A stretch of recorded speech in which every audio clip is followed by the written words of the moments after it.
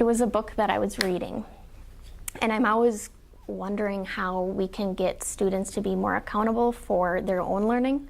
And so when I read about student-led conferences, it just kind of made sense, where students are talking about their progress and they're aware of their own learning. So it just made sense to me for kids to be talking about themselves versus me telling parents what I think I know.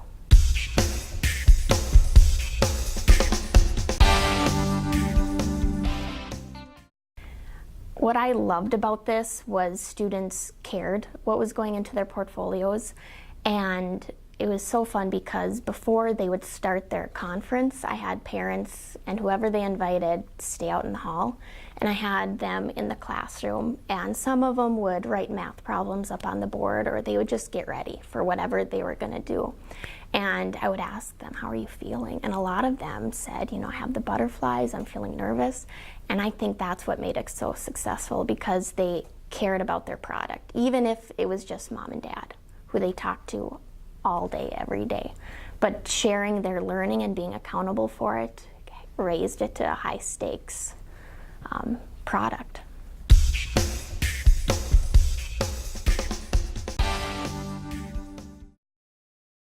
Yeah, I had Mr. Fricky sit in on a couple or a few of them, and I think he was blown away by the whole process of it. I remember in one of my students wrote math problems up on the board for each member that they invited, and one was for our principal. And some just read books. And so to be that confident to invite our principal in, that says something.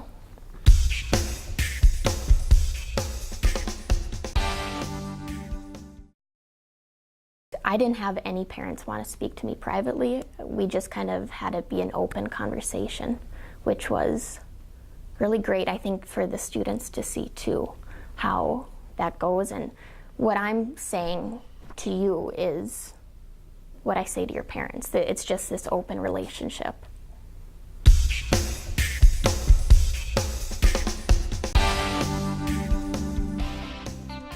So I had them sit, when they were done kind of walking around the classroom, I had them sit kind of in my chair, and my chair has wheels on it, and they just, you know, sat up really straight and tall and shared what they needed to share. But I think the ease of it as they went on, their confidence built, and just seeing when they finished how proud of themselves they were was so powerful.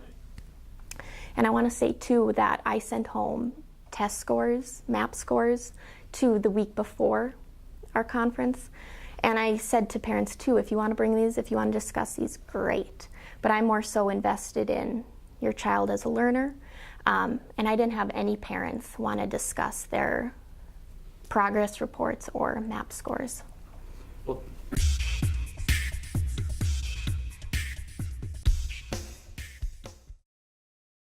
I think they loved it. I think having this conversation with their child was great, and I think it was also very clarifying to them, you know, how I send home the progress reports, and it says, oh, you know, my child is still working on this math skill. Maybe it's telling time. Well, let's do a problem for mom and dad so they actually get to see where their struggles are, but then also their successes are. And that was powerful, I think, for every part in this process.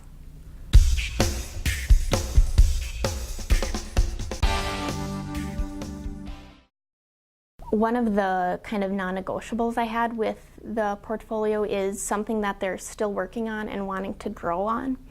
And it was so fun to have those conversations where I maybe have a couple students who are always, you know, having troubles out at recess or just not able to problem solve. And I think that's something that I instill in my students, is that problem solving skill.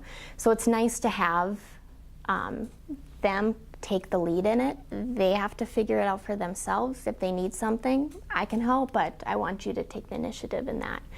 And then it's refreshing too to have these conversations on where, let's say, you know, two students are like cats and dogs. Well, we can talk about this issue with their child here. So it's not just what I think in my perspective in the event, but your child. Because frankly, you know, when sometimes students go home, they share something with their mom and dad that never even happened. So it's nice to have everyone present and for that accountability to be there with students.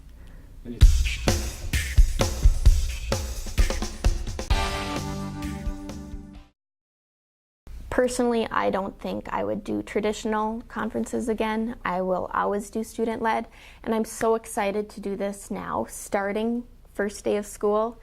Let's get the portfolio ready.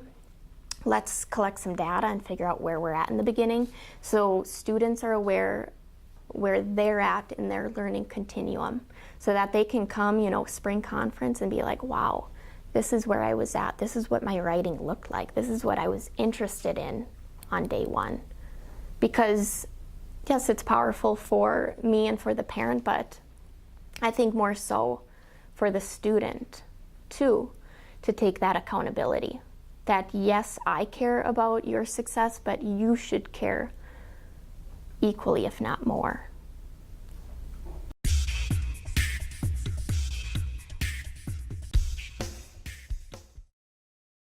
There was one conference too, and what I think is so powerful is I had grandma, grandpas come and a couple aunts and uncles come. And I think too, we are so busy in life. We have a laundry list of things to do, and I think this provided students that time alone with their mom and dad and their family members, where they aren't on their phone, they aren't with brother and sister. I had their full attention. So I had one student read probably 5 books during their time.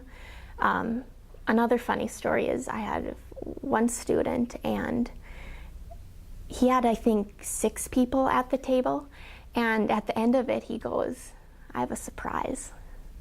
And I'm thinking, what is this? What is this surprise? Because he has a very flamboyant, you know, sometimes you just don't know what you're going to expect. So in my head, it's like, oh boy, what is this going to be? Because too, I say and do some silly, goofy things, and turns out it was just showing this microphone, the teacher microphone that the helper of the day gets to use. And then he turned it on and then had every family member get to try it out on our speaker system.